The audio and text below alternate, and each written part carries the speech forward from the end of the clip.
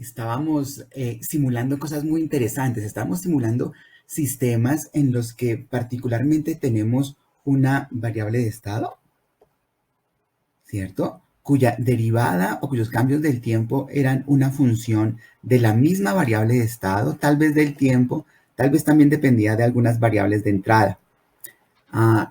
Y como esto, simulamos algunas cosas interesantes. Vimos un circuitico RC lo más de bonito.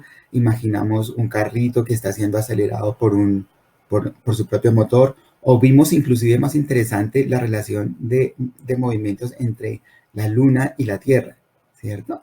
Entonces, para cada uno de estos sistemas, encontramos cuáles eran sus componentes, cuáles eran las variables descriptivas que representaban el estado de cada componente. Veamos las reglas de interacción, cómo los componentes interactuaban cada uno con el otro, de manera que sus variables de estado se fueron actualizando en el tiempo. Y notamos entonces que había un modelo muy semejante a este.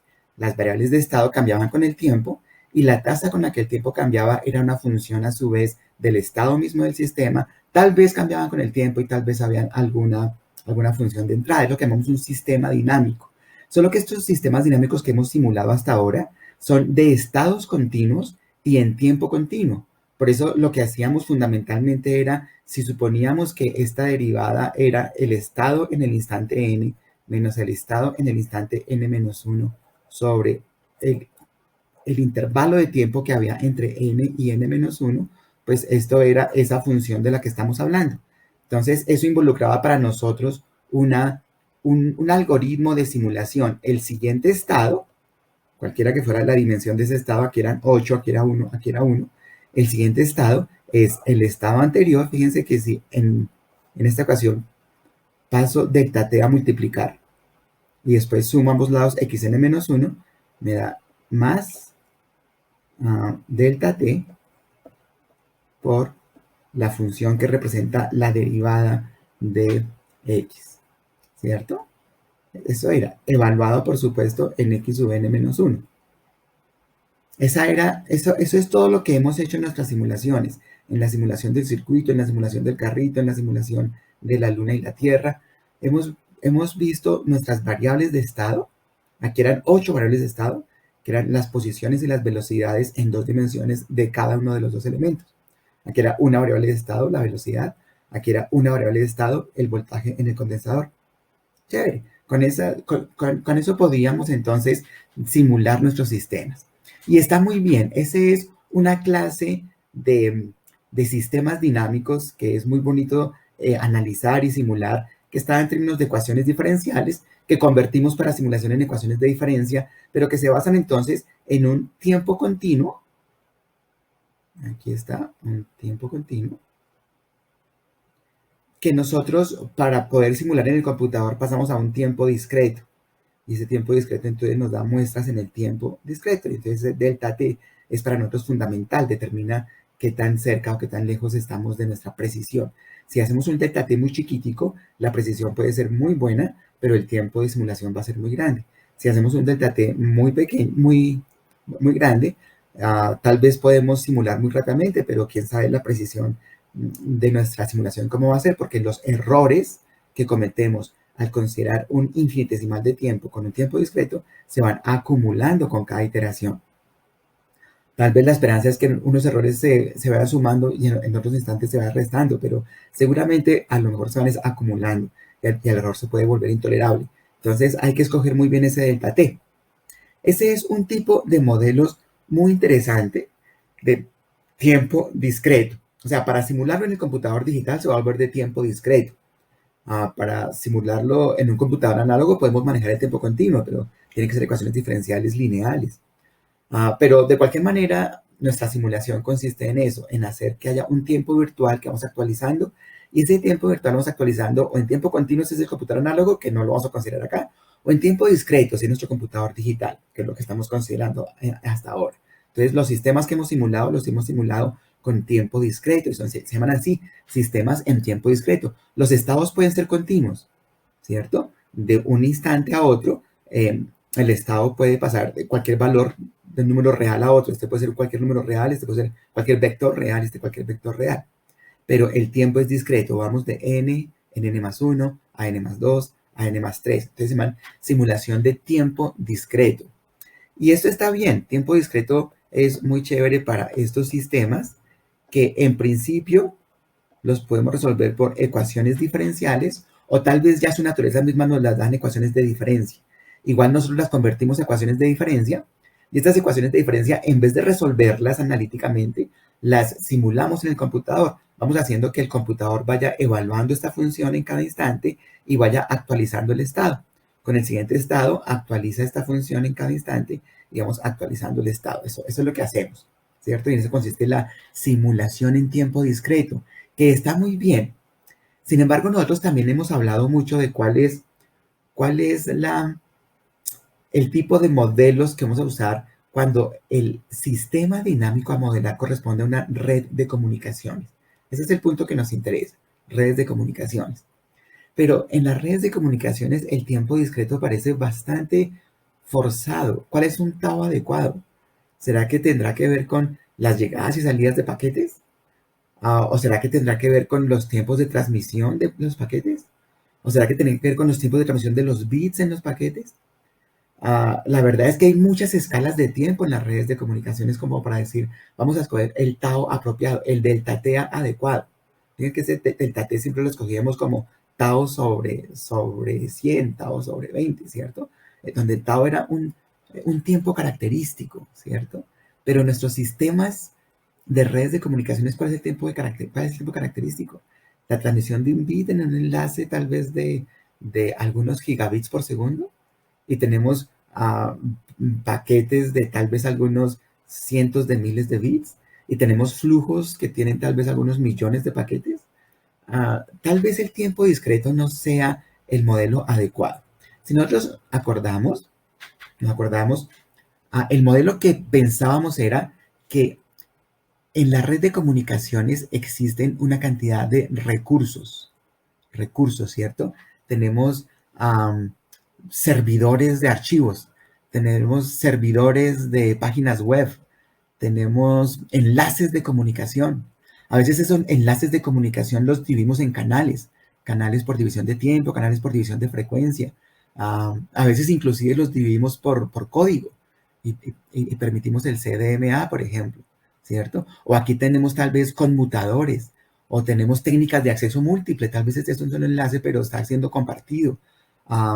Tenemos, no sé, servidores de procesadores en la nube o servidores de bases de datos en la nube que están distribuidas allá dentro de estos mismos modelos matemáticos. Y esos equipos de servicio, esas estaciones de servicio en donde podemos tener todo lo que hemos dicho, canales, enlaces, servidores, necesitan atender clientes que les llegan, ¿cierto? Y esos clientes pueden ser muchas cosas, pueden ser paquetes, es lo que más manejamos, pueden ser bits, pueden ser llamadas, pueden ser sesiones, sesiones TCP, por ejemplo, o sesiones FTP, o no sé, pueden ser flujos de datos que tal vez no categorizamos propiamente como un circuito virtual, sino tal vez como un conjunto de una clase de servicio de paquetes que llegan de múltiples usuarios. Tal vez son programas que están esperando ser atendidos por servidores en la nube, servidores de proceso en la nube, ¿cierto?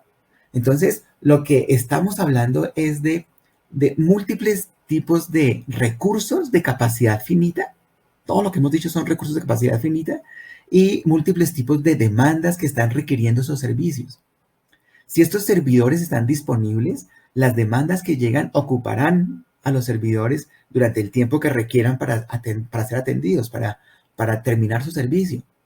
Pero puede ser que mientras todos los servidores estén ocupados, estén llegando más demandas. Entonces se forma una cola de clientes en espera de servicio, de llamadas en espera de conexiones, de flujos TCP en espera de conexiones TCP, de archivos en espera de un servidor de archivo, de paquetes en espera de canales de transmisión en un enlace. Tal vez, ¿cierto? Son recursos de capacidad finita atendiendo demandas finitas y tal vez por la relación de capacidad finita necesitamos en algún momento poner a los clientes a esperar. Nosotros vamos a hablar en términos generales de enlaces. Estos van a ser enlaces y los clientes van a ser paquetes. Pero va a ser el término que vamos a usar. Enlaces. Para nosotros, cada vez que hablamos de enlace, en general no vamos a referir a que el enlace puede transmitir ciertos bits por segundo y que el paquete tiene ciertos bits. Eso pone cierta demanda sobre los recursos. Y entonces para nosotros los clientes van a ser paquetes y los paquetes llegarán en ciertos instantes y tendrán cierta longitud. Y la longitud del paquete relacionada con la capacidad del enlace me dará el tiempo de servicio.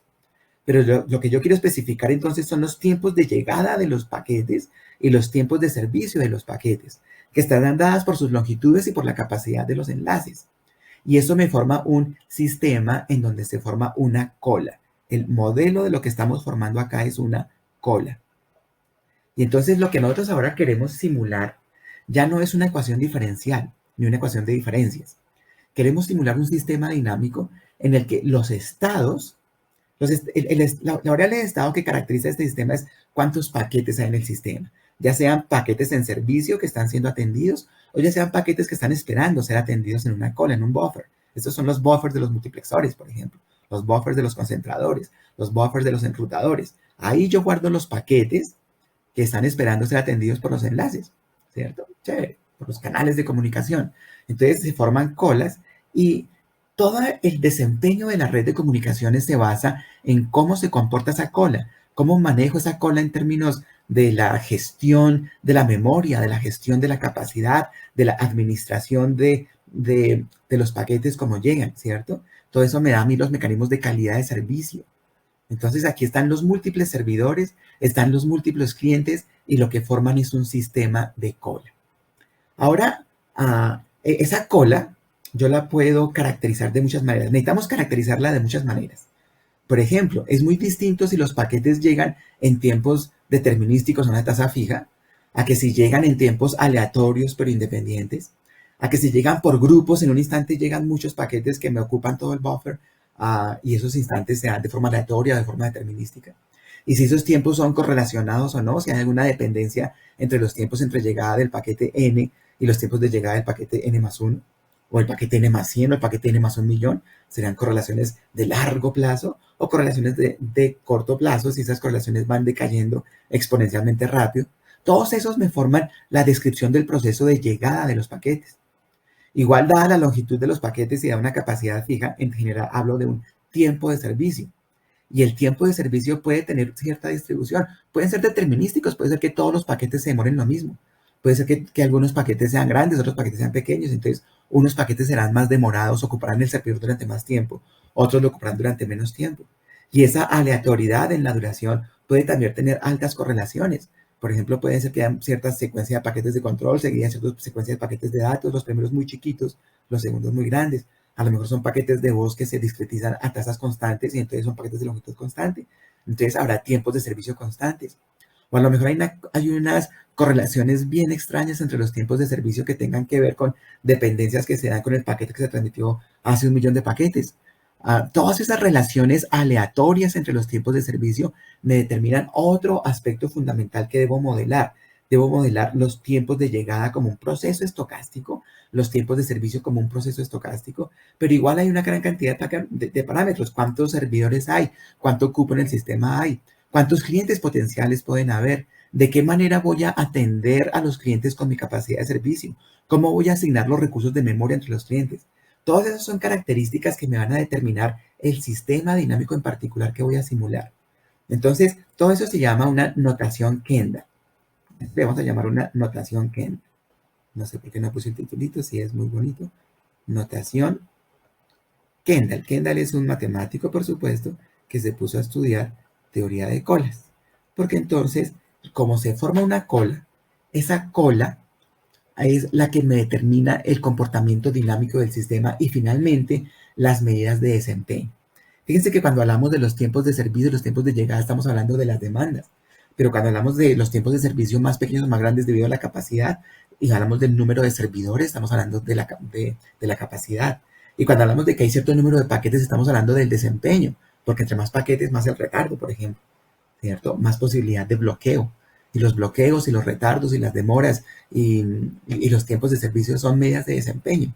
Entonces, aquí podemos relacionar como queremos la capacidad con la demanda, con las medidas de desempeño. Ese era nuestro objetivo.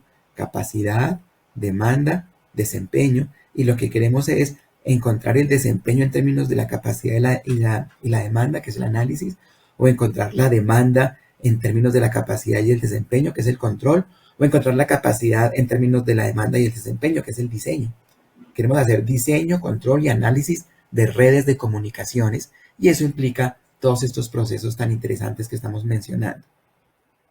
Pues bien, entonces para caracterizar la cola necesito establecer primero cuál es el proceso estocástico de llegadas. Esta es la primera característica. ¿Cómo caracterizo el proceso de llegadas? Pueden haber muchas maneras. Por ejemplo, a lo mejor se trata de procesos determinísticos. Los paquetes llegan en tiempos fijos, en tiempos constantes, ¿cierto? A lo mejor los tiempos entre llegadas son aleatorios, pero son aleatorios de manera que no hay ninguna dependencia entre hace cuánto tiempo llegó el último paquete y cuánto falta para que llegue el siguiente paquete. Si entre esas dos variables, hace cuánto llegó el último paquete y cuánto falta para que llegue el siguiente paquete, son dos variables independientes, se habla de procesos sin memoria. Entonces es un proceso fundamental. Los procesos determinísticos son muy fáciles, llegan a tasas constantes. Los procesos sin memoria también son muy fáciles. No hay ninguna correlación entre tiempos, entre llegada, ni siquiera entre el tiempo de llegada del último paquete y el tiempo que falta para que, por ejemplo, termine de llegar o cosas de ese estilo, ¿cierto? Son procesos sin memoria. Pero generalmente las distribuciones sí son algunas particulares, son genéricas, pero tal vez son independientes, ¿cierto? No conocemos propiamente su distribución, pero tenemos ciertas estadísticas, la varianza, la media, y no sabemos cómo están distribuidas, pero conocemos esas estadísticas generales de las que podemos sacar algunas propiedades interesantes. Pueden haber muchas otras distribuciones ya particulares que son de mucho interés. Por ejemplo, existe la distribución de Erlang, la distribución exponencial o las hiperexponenciales en general, con K etapas. Esas son muy comunes porque determinan muchos aspectos. En general, estas son independientes, todas estas son independientes, pero los tiempos entre llegadas pueden estar correlacionados. Pueden estar correlacionados con una dependencia de rango corto, short range dependent. Short range dependent, podemos tener muchas distribuciones. Por ejemplo, las más típicas son los procesos de Markov, los procesos de Poisson, perdón, markovianamente modulados. Ese es un tipo muy común de modelar tiempos entre llegadas. Las llegadas se dan con, los tiempos entre llegadas son de Poisson, son tipos exponenciales, perdón. Si los tiempos entre llegadas son exponenciales, las llegadas son de Poisson. Pero la tasa con la que están llegando se está modulando, a veces es mayor, a veces es menor, y eso depende del estado del sistema de los usuarios. A lo mejor tenemos muchos usuarios generando tráfico, a lo mejor pocos usuarios, y la activación y desactivación de los usuarios producen una cadena de Markov. Entonces se llaman procesos de Poisson markovianamente modulados. Son muy, pero muy interesantes para modelar video, para modelar múltiples flujos de tráfico de voz, ¿cierto? Y esos tienen dependencia de rango corto. La correlación entre los tiempos de llegada decae exponencialmente. Existen muchos otros modelos, procesos tipo fase, en donde tenemos una cadena de Markov y en ciertos estados se dan las llegadas. O una forma más genérica y más bonita son los llegadas como procesos markovianos, Markov Arrival Process. La dependencia entre las llegadas depende de cuándo llegó el último paquete, no de una secuencia de llegadas. Eso establece una relación exponencial porque el último paquete pues depende del anterior, pero conociendo el tiempo de llegada del último paquete ya no me interesa todo el pasado. Esos son procesos de llegada tipos markovianas que son muy interesantes. O se pueden dar por lotes. A lo mejor no es que llegue un paquetico y después otro, sino que cuando hay una llegada, llega una gran cantidad de paquetes. Eso es típico en muchos servicios. Hay otros que son de tipo estadístico, por ejemplo, la secuencia de llegadas forman un proceso autorregresivo o un proceso de promedios móviles o un proceso autorregresivo de promedios móviles. Y tal vez eso es la llegada de paquetes, tal vez cuando acumulo todas las llegadas de los paquetes, entonces es un proceso integrado, autorregresivo de promedios móviles. Todos los que saben estadística saben muy bien a qué me refiero. Son secuencias de llegadas. Las secuencias de llegadas son secuencias de tiempo. Y entonces uno hace análisis de secuencias de tiempo. Y todas estas son técnicas estadísticas de análisis de secuencias de tiempo que corresponden a muchos procesos que podemos asociar al proceso de llegada. Nuevamente, podemos asociar procesos determinísticos, procesos sin memoria. A ver, uso aquí este. Listo, procesos determinísticos, procesos sin memoria, procesos independientes generales. No conocemos las distribuciones, pero sí sus estadísticas, medias, varianzas, kurtosis, skewness, quién sabe cuántas más estadísticas, de qué orden. Algunas distribuciones particulares, como distribuciones Erlang, distribuciones exponenciales, distribuciones hiperexponenciales. Si es en tiempo discreto, distribuciones de Bernoulli, distribuciones binomiales, eso es bastante típico. Distribuciones geométricas para tiempos de servicio. Entonces, hay algunas distribuciones exponenciales. O en general, entonces, todas esas son tratando de que haya independencia entre los tiempos entre llegada. Pero también podemos relacionar algún tipo de dependencia entre los tiempos de llegada. Por ejemplo, la dependencia puede ser de rango corto. Y entonces hablamos de todos estos procesos estocásticos. Se llaman procesos estocásticos. Relaciones entre secuencias de tiempos entre llegadas. Aquí también, pero son independientes. Estos son muy fáciles. En cambio, aquí sí estamos viendo correlaciones entre secuencias, ¿cierto? Estamos estudiando análisis de series de tiempo. Entonces, los más típicos son procesos de Poisson-Markovian modulados para modelar llegadas de paquetes de video, llegadas de paquetes de voz con múltiples usuarios de voz, procesos fase, procesos de llegadas markovianas, procesos markovianos por lote. Esto es Markovian Arrival Process. Esto es Batch Markovian Arrival Process. Estos son modelos autorregresivos, modelos de promeedios móviles, Autoregressive Moving Averages, o integrados que tienen llegadas que dependen de la secuencia de entradas, de la secuencia de salidas, pero que también los estamos acumulando. Estos son los ARIMA.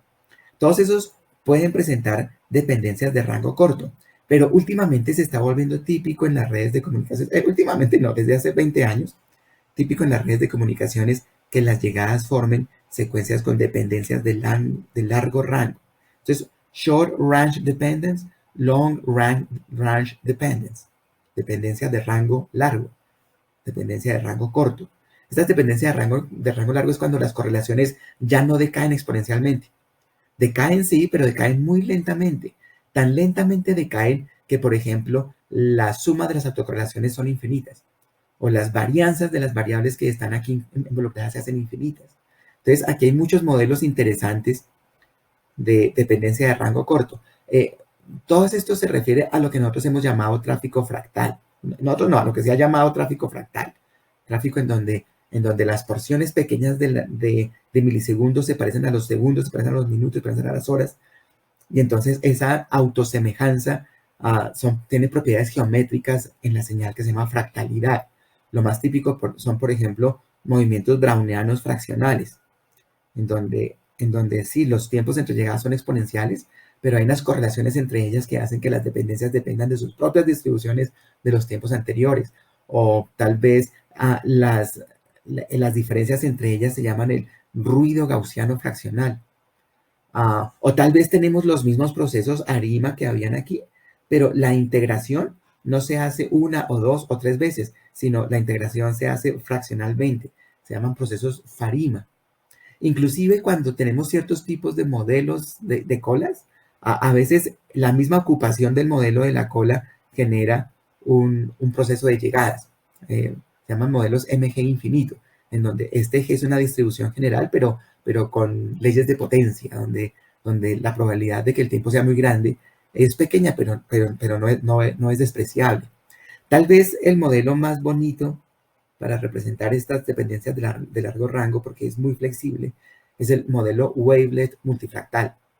La multifractalidad es una fractalidad sobre la fractalidad, y las transformaciones wavelet, en donde los coeficientes de la transformación están correlacionados a diferentes escalas, me permiten modelos wavelet multifractales, que capturan muy bien muchas de las propiedades del tráfico moderno. Entonces, todas esas propiedades se las podemos atribuir a esta primera característica, la característica proceso de llegada. El proceso de llegada caracteriza los tiempos entre llegadas, y todas estas formas estocásticas, probabilísticas de modelar los tiempos entre llegadas, pues se refieren a los tiempos entre llegadas, pero aquí tenemos los tiempos de servicio. Y los tiempos de servicio también son una secuencia de tiempos.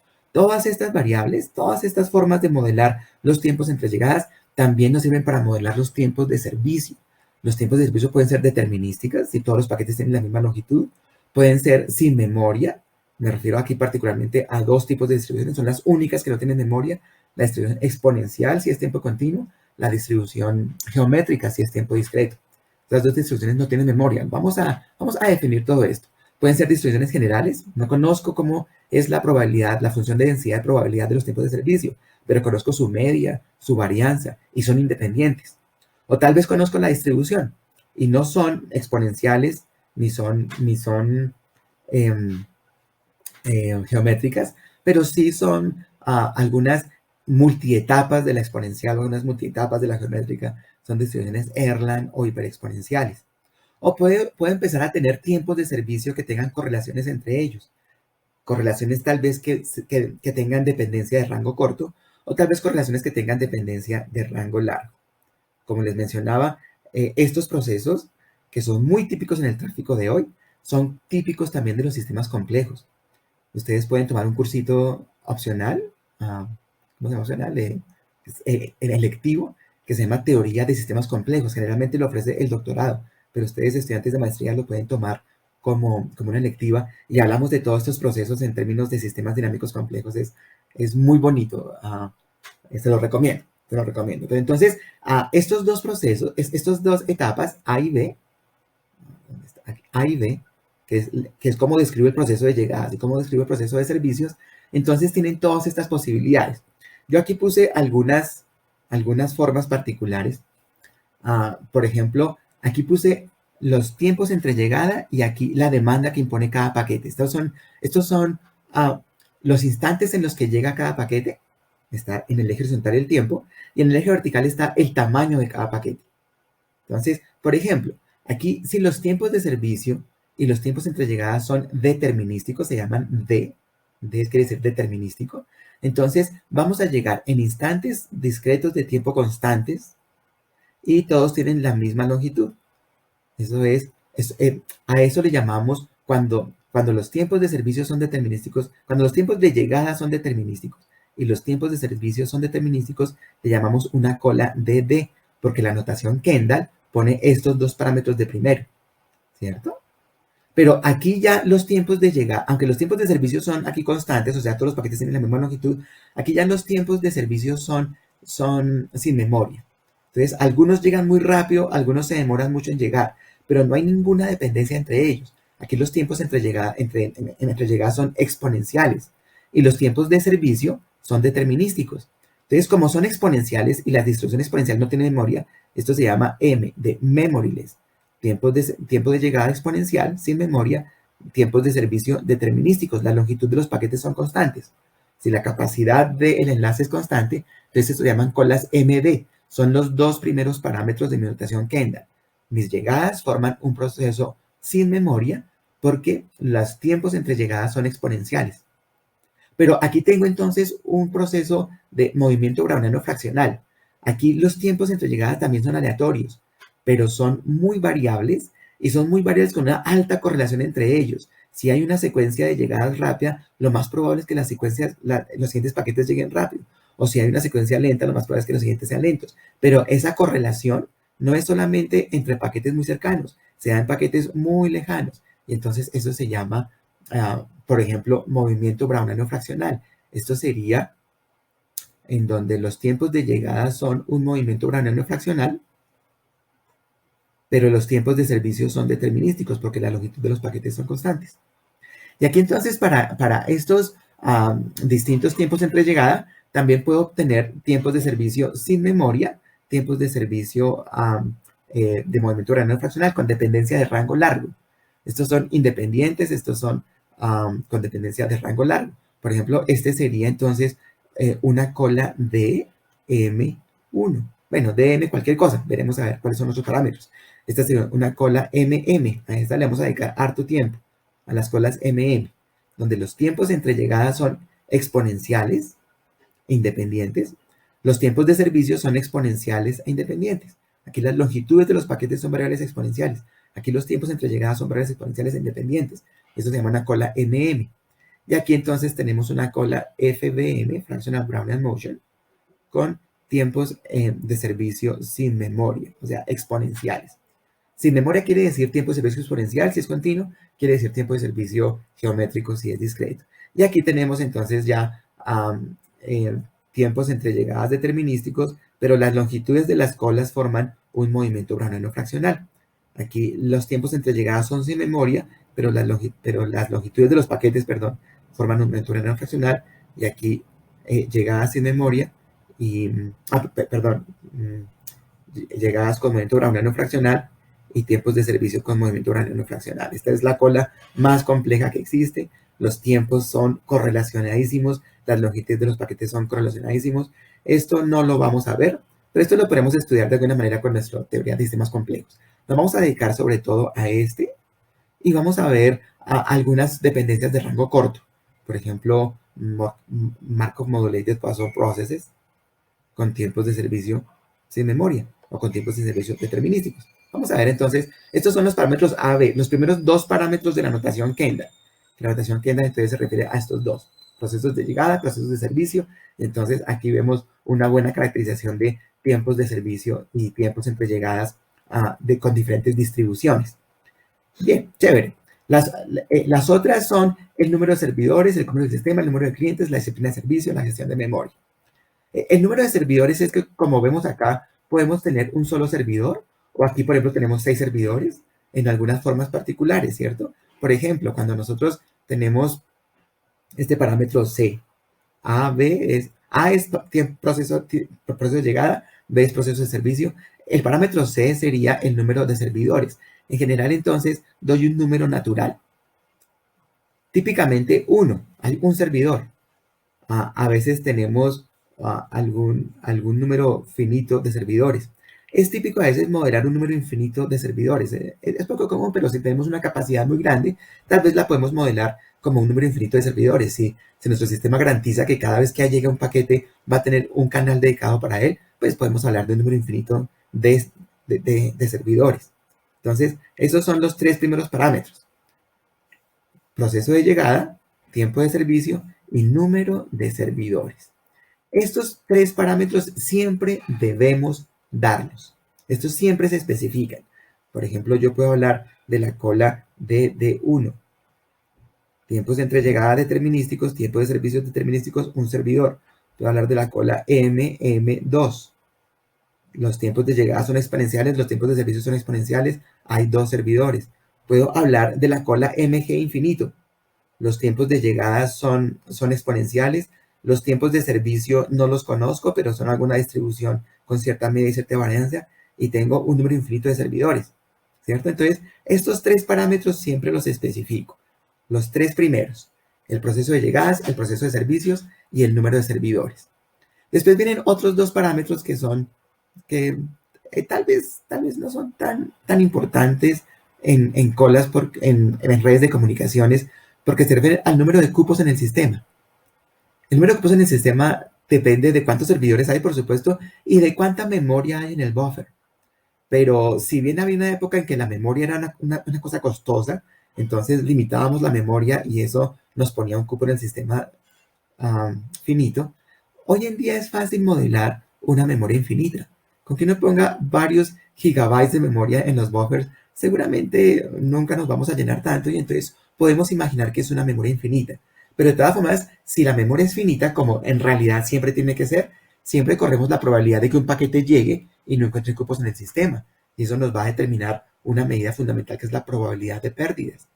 A veces uno genera pérdidas aunque el sistema no esté completamente lleno para ir haciendo algún tipo de control de congestión, pero eso lo hablamos ahorita. Entonces, el cupo en el sistema es por defecto infinito. Si lo vamos a especificar, debe ser un número natural.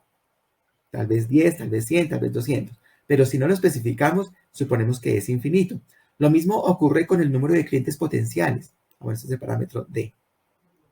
El parámetro E, número de clientes potenciales, es cuántos usuarios están transmitiendo paquetes.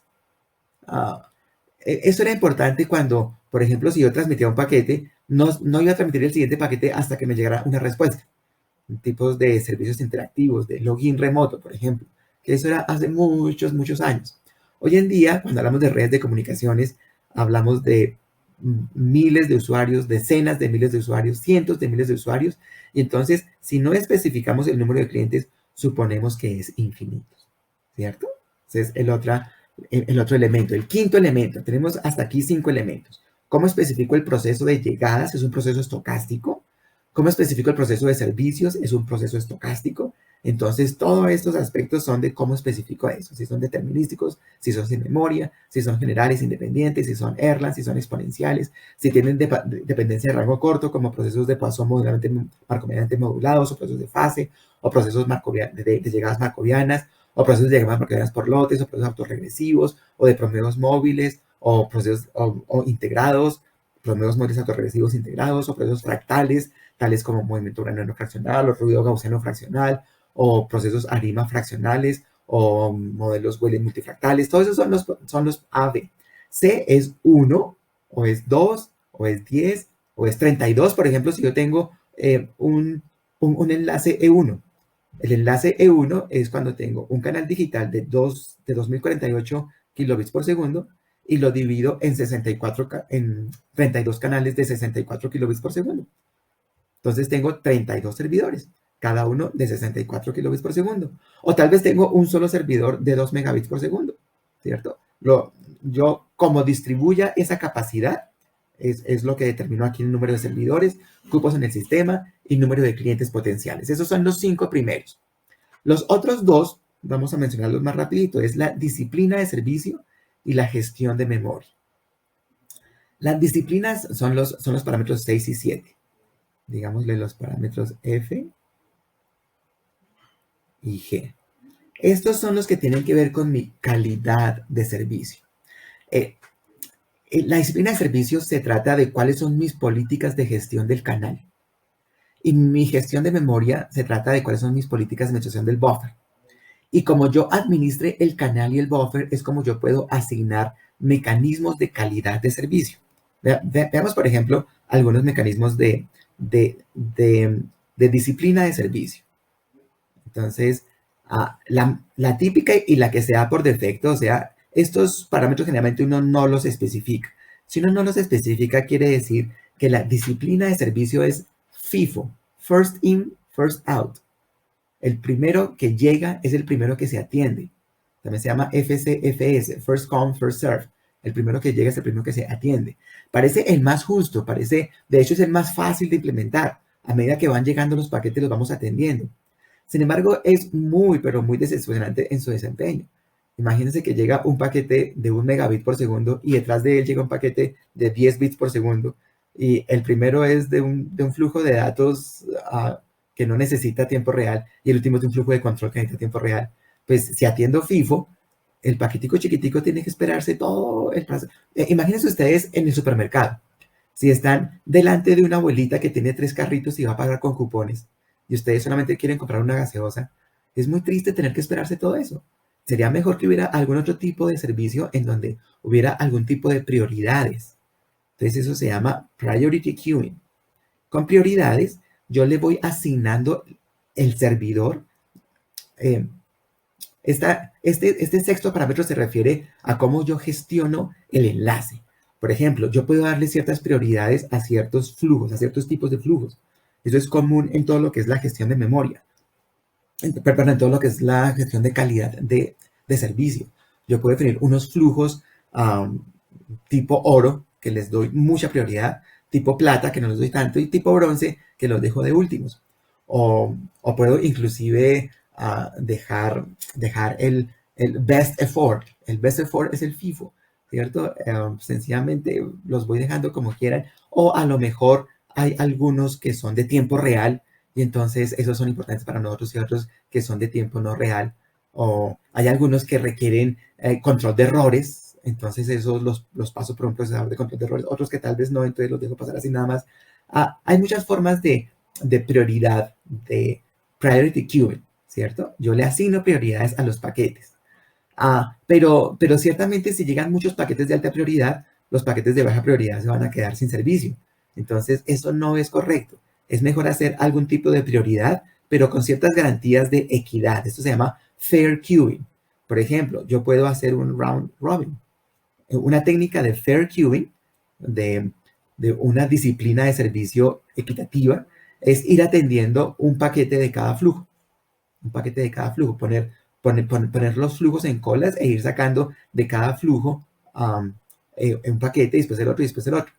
Sin embargo, aquí también puede ser que haya paquetes muy grandes. Entonces es mejor tratar de simular que yo saco un bit de cada uno. Eso cuando hablábamos de sistemas de cómputo, de sistemas operacionales, se llamaba processor sharing. Como yo tengo varios trabajos por hacer y entonces reparto el procesador entre ellos. Pero lo que hacemos aquí es tratar de simularlo con algún tipo de mecanismo. Típicamente lo que usamos hoy es weighted fair queuing, en donde sí, yo te asigno paquetes y con cada paquetico que voy atendiendo, voy a ver, otra vez que me perdí, qué pena, me interrumpieron, me perdí. Listo, entonces Processor Sharing es un mecanismo en el que yo voy cogiendo un bit de cada uno de los flujos que estoy atendiendo, bit por bit. Eso no lo puedo hacer, pero lo puedo simular si puedo calcular con antelación los tiempos de finalización de cada paquete. Es bastante complejo en cómputo. Si tengo miles de flujos, esto no suelo hacerlo. Entonces, más bien hago weighted fair queuing.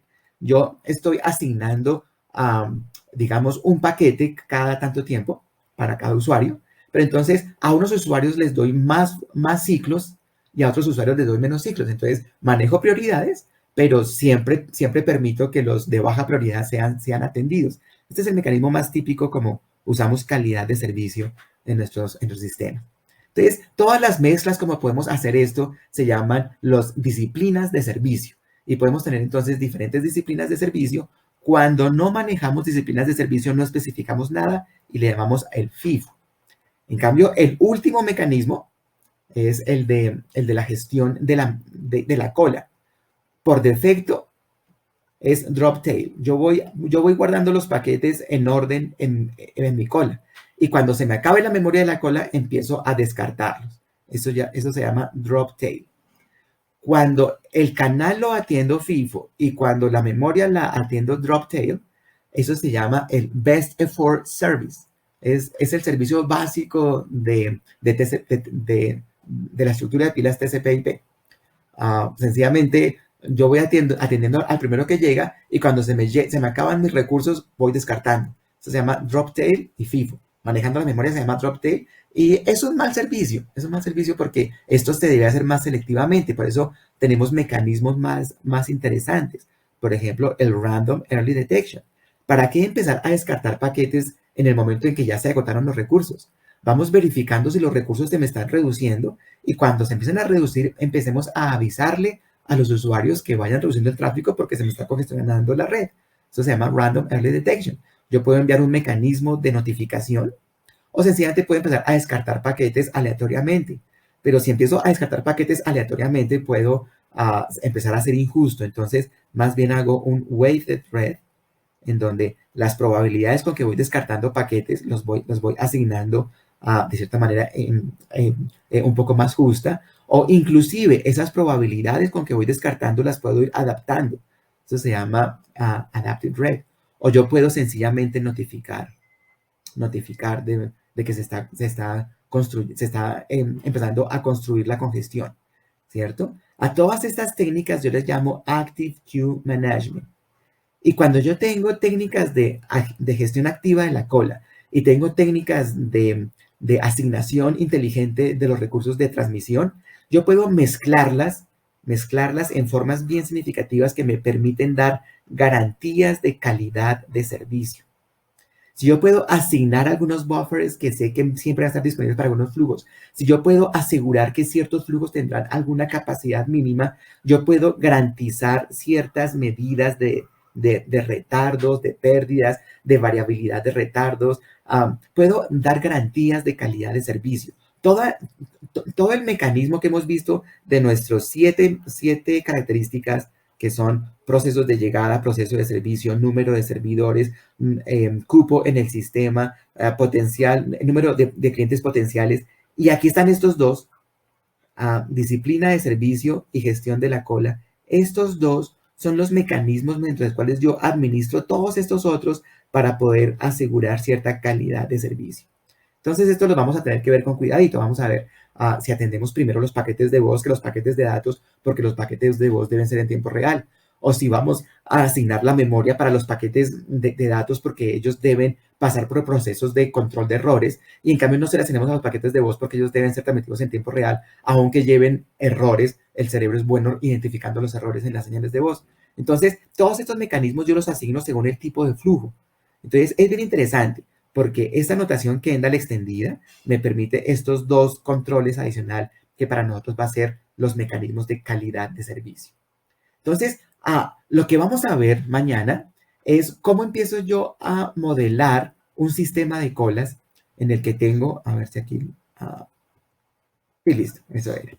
Lo que vamos a ver mañana entonces es cómo empiezo a modelar el sistema de colas en donde todos estos mecanismos los puedo ir integrando para modelar en lo que hemos querido hacer, relacionar la capacidad con la demanda, con el desempeño y permitirme, por ejemplo, controlar calidad de servicio, diseñar dimensionamiento de redes o analizar, saber cuál es el nivel de desempeño que puedo ofrecerle a mis usuarios.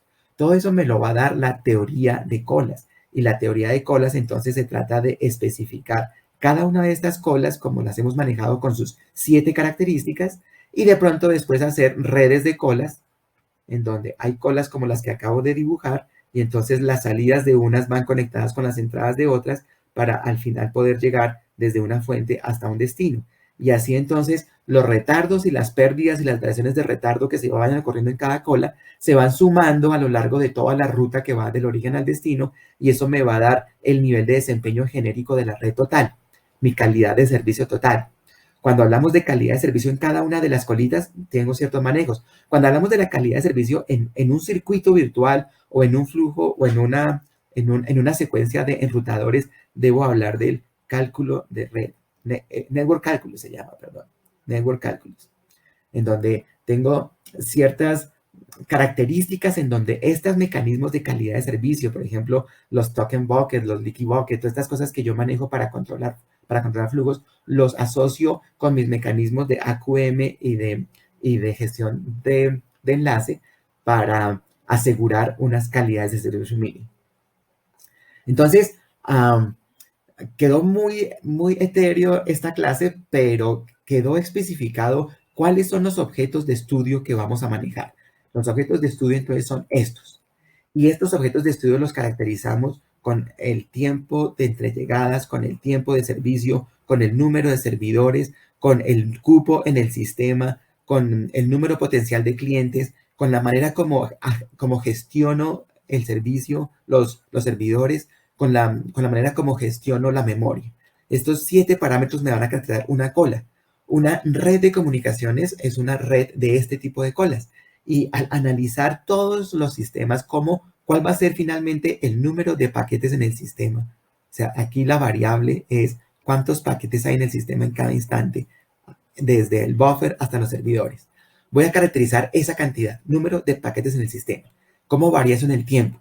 Las estadísticas, las distribuciones. Y eso me va a permitir determinar entonces cuánta memoria debo usar, qué capacidad debo utilizar. Eso se llama diseño. O cuál es el retardo que voy a encontrar, cuáles son las pérdidas que voy a sufrir. Eso se llama análisis. O cómo coloco aquí mecanismos como mi token bucket o mi leaky bucket para ir aceptando paquetes a una tasa apropiada para ofrecer una calidad de servicio dada. Eso se llama control. Entonces, efectivamente, como hemos descrito este sistema de colas, vamos a modelar completamente nuestra red y eso va a ser el modelo matemático que nos permita hacer control, análisis y diseño de redes de comunicaciones, que es el objetivo de lo que queremos hacer. Muchas gracias. Espero comentarios, espero dudas, espero preguntas, espero sugerencias. Y de pronto espero la tareita porque ya podemos empezar a asignar otras tareitas más interesantes. Adiós.